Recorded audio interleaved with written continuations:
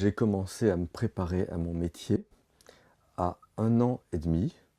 J'ai pris un crayon et j'ai fait comme ça, et je n'ai jamais arrêté. Ensuite, l'entraînement a continué pour être réalisateur de films d'animation. Je me suis bien amusé. J'ai pris beaucoup de cours de théâtre quand j'avais 15-16 ans, donc je voulais être comédienne. Et donc j'ai fait pas mal de castings, de trucs comme ça, donc j'ai vu beaucoup de films. Et vers 19 ans, j'étais en fac de lettres. J'ai toujours aimé écrire, hein, donc j'ai fait fac de lettres parce que j'écrivais. Bon, j'ai commencé à écrire un scénario en fait. Je décorais la maison pour les fêtes. J'aimais faire des petits cadeaux. Tout ça, c'est mon métier. J'étais employée par une école de cinéma privée en tant que comédienne pour jouer devant des élèves. Je me rappelle, j'ai joué Persona de Bergman. J'étais très jeune, mais bon, c'était comme ça. C'est ce qu'ils voulaient qu'on joue. Et du coup, j'ai vu l'école, j'ai regardé un peu et je me suis dit, tiens, mais pourquoi je ne ferais pas cette école pour apprendre, puisque j'ai fini d'écrire un scénario, etc. Et c'est comme ça que... Donc c'est une vocation un peu réfléchie, quoi. Ça s'est pas fait par hasard parce que ça s'est fait déjà sur les bancs de l'école du lycée. J'étais avec quelques copains avec lesquels on parlait de cinéma, on voyait des films, enfin bon, ça nous plaisait. Et très vite, l'idée de faire l'IDEC à l'époque est venue. Mais moi, j'ai essayé de passer le concours de l'IDEC, j'avais 17 ans, ou à peine 18 ans. Et en fait, je suis allé à Paris, j'étais à Avignon à l'époque, et je suis allé à Paris pour passer ce concours, et je l'ai raté, mais parce que je ne savais absolument pas quelles compétences il fallait avoir, bon, voilà. J'étais en terminale, quoi. À mesure que je grandissais, je m'intéressais physiquement à peu près tous les arts. Tous les arts qui passent par les yeux. Tous, oui, je crois tous. Même avant d'être officiellement aux Beaux-Arts, j'allais aux Beaux-Arts alors que j'étais lycéen. Donc je faisais de l'anatomie, de la peinture, de la sculpture, de la gravure. J'ai fait du mime, de la danse, du théâtre. J'ai lu et tout m'intéressait. Et les gens raisonnables me disaient, tu sais, un jour, il faudra que tu choisisses. Eh bien, j'ai pas choisi du tout. Je garde tout. En faisant du cinéma d'animation, je peux continuer à parler, chanter, danser, me déguiser et utiliser la voix, les langues et parler de tous les sujets dont j'ai envie de parler. C'est un parcours quand même un peu sinueux, un peu compliqué, sauf que je suis quand même fils de réalisateur. Et à une époque où finalement, c'est un peu comme les enfants de la balle, c'est-à-dire qu'il n'y avait pas d'école, enfin, ouais, c'est déjà un petit moment, quoi. Moi, je suis d'une génération où on n'avait pas encore toutes les écoles ou tous les circuits d'études qui menaient à ce genre de poste ou à ce genre de profession, quoi. Et en fait, moi, je suis architecte. C'est-à-dire, enfin, architecte diplômé, hein, même, j'ai fait tout le parcours et les études et le diplôme. Il faut quand même dire que mon diplôme d'archi était un film. J'ai commencé à faire du droit à Aix-en-Provence et à faire une fac de cinéma à Aix-en-Provence. Le droit, j'y suis allé 2 mois. La fac de cinéma, c'était quelque chose de très... il n'y avait pas de matériel, enfin on voyait des films, et puis il y avait des cours sur le néo-réalisme, je me souviens. Et pendant 7 mois, c'est une période où on se cherchait, quoi. Et puis, avec un ami, on a été engagé comme stagiaire sur un long métrage qui n'avait aucun intérêt en termes artistiques. Mais par contre, ça s'est bien passé. Donc, à la fin du tournage, le premier assistant de l'époque avait dit laissez-moi vos numéros de téléphone et puis peut-être qu'on aura besoin de vous. Quand j'ai commencé à monter mes films vidéo, moi, j'en ai fait les bandes son et la musique. Et bizarrement, c'est les bandes son et la musique qui m'a amené à la télévision, puisque j'ai commencé à faire des musiques d'habillage, de générique d'émissions, quoi. Voilà. Et puis, chemin faisant, après avoir fait la musique, j'ai fait l'image. Puis j'ai un peu arrêté de faire la musique et je me suis dédié plus essentiellement à l'image, ou on m'a dédié plus essentiellement à l'image en télévision. Voilà. Donc j'ai commencé à faire des génériques d'images beaucoup de ce qu'on appelait de l'habillage, c'est-à-dire aussi des bandes annonces, des promos, des choses comme ça, et puis un petit peu plus tard, des programmes, des plateaux. Ma mère m'a dit, tu ne vas pas attendre, il faut que tu fasses quelque chose, etc. Et du coup, comme j'avais quand même, ma première formation, c'était le dessin et la peinture, enfin ce pourquoi j'étais immédiatement doué. Donc je me suis dit, je vais faire les arts décoratifs à Paris, sachant qu'il y avait une section cinéma vidéo dans les arts déco, donc je me suis dit, bon, voilà. Dès qu'on fait un court-métrage, on va dans des festivals, on commence à être un peu, pas dans le milieu, mais c'est plus concret déjà. On a un film, on le monte, il y a des débats, on a une réaction du public. Donc c'était beaucoup plus concret pour moi déjà là. Aux arts déco, je me suis décrété réalisateur, mais pendant un certain temps, d'ailleurs, on a toujours l'impression d'être un peu un imposteur. C'est un réalisateur, mais qui pour. Voilà. Et puis petit à petit, quand on commence un peu à gagner sa vie avec ça. Je considère d'ailleurs que je fais toujours de l'architecture, hein, c'est-à-dire que les études, le travail sont finalement, pour moi, au minimum la même organisation. C'est une maîtrise d'œuvre au sens où on est là du début à la fin d'un produit.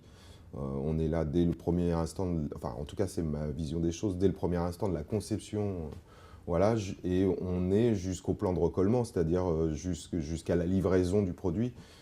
Et pour moi, le métier de réalisateur, c'est avant tout celui-là. C'est une maîtrise d'œuvre qui va du début à la fin. Et finalement, dans la création d'un produit télévisuel, c'est un des seuls métiers qui fait ça. C'est donc son utilité aussi, quoi. Ça met des années, hein.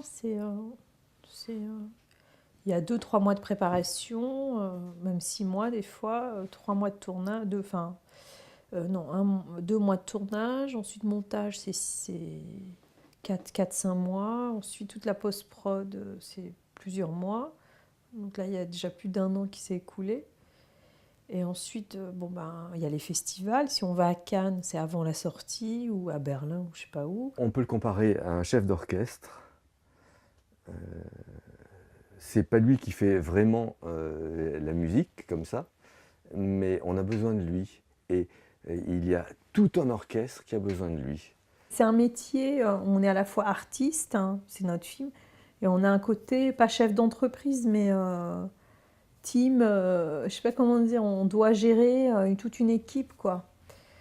Donc c'est 2 casquettes un peu différentes. On est l'artiste un peu à protéger, et puis on est aussi la personne qui doit motiver l'équipe, qui doit... Mais une femme peut très bien faire ça, et c'est pas du tout réservé aux hommes, hein. Il est responsable de tout, il doit voir tout, comprendre tout, exprimer tout. Et quelquefois on a du mal, on a une vague petite réticence et on comprend 1 an après, mais c'est trop tard. Donc il faut aller très vite et à comprendre dans sa tête et à expliquer avec la voix. On a une pression, encore une fois, c'est une industrie, quoi. Donc il y a une pression financière, il faut que le film marche, ait des bonnes critiques, et ceci et cela. C'est pas qu'un enjeu artistique, malheureusement.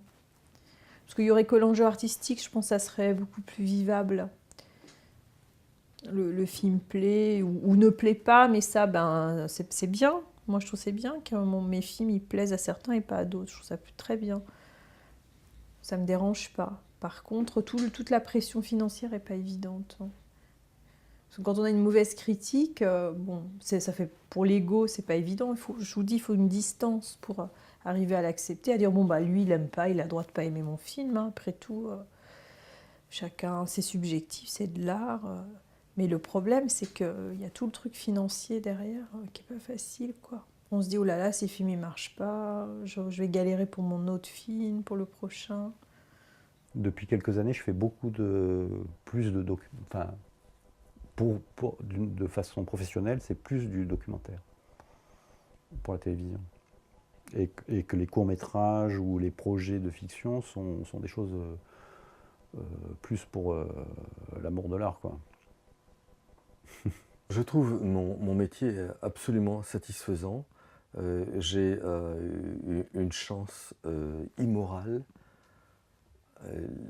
Encore une fois, nous sommes quand même des artistes et on n'est pas assuré d'avoir du travail tout le temps. On est assez protégé en France, mais Bon, moi j'ai mis du temps à y arriver. C'est comme ça. Il faut savoir ce qu'on veut. C'est le prix à payer. Il y a quand même une petite incertitude. C'est clair. Tous ces métiers de création, c'est aussi la musique, l'écriture, la BD. Si vous voulez ce métier, vous le faites. Si vous voulez un revenu régulier, trouvez autre chose.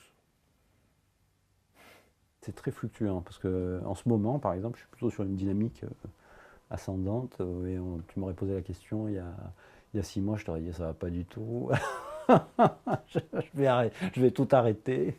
Parce qu'on a quand même la sensation. Il y a quand même des moments où on a l'impression qu'on se heurte à un mur et que quand on a écrit, réécrit 10 projets, qu'il n'y en a aucun qui prend, on se désespère un peu quand même. Hein. Je suis parfois malheureux, moi. C'est-à-dire que, parce que moi, la redite, elle se trouve à ce niveau-là. On vient me chercher pour faire un truc différent, et à chaque fois que j'ai une idée, où tout d'un coup je suis assez fier ou assez content, parce que je dis ça, c'est une vraie idée, hein, forcément ça va pas. J'ai beaucoup de mal à trouver des gens qui véritablement veulent aller au bout et où on fait des choses étonnantes, surprenantes. Voilà, ça existe, hein, mais c'est très rare. Il faut toujours être en train d'avoir de l'énergie pour... Enfin, aller trouver l'énergie pour créer du désir chez les autres, pour en créer chez soi, avoir des idées, se battre, aller proposer des choses. C'est un vrai métier, on en chie. Hein.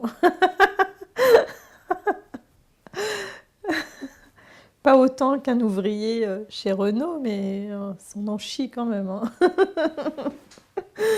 Pour moi, personnellement, je pense que c'est un truc tellement bizarre que j'ai du mal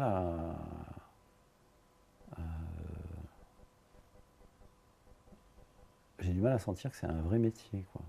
Au sens du métier, quoi, de ce qu'on appelle... alors bien sûr, un réalisateur a du métier, mais est-ce que c'est un métier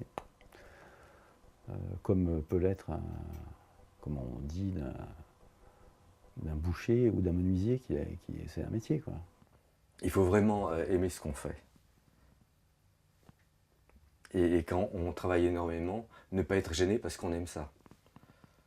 Et je pense qu'on n'y arrive que comme ça. Passion et puis se donner totalement. On ne devient pas champion olympique en faisant la grasse matinée. C'est que j'ai un métier sensationnel. C'est une passion, c'est d'arriver à faire un métier qui est une passion. Et il y a plein de...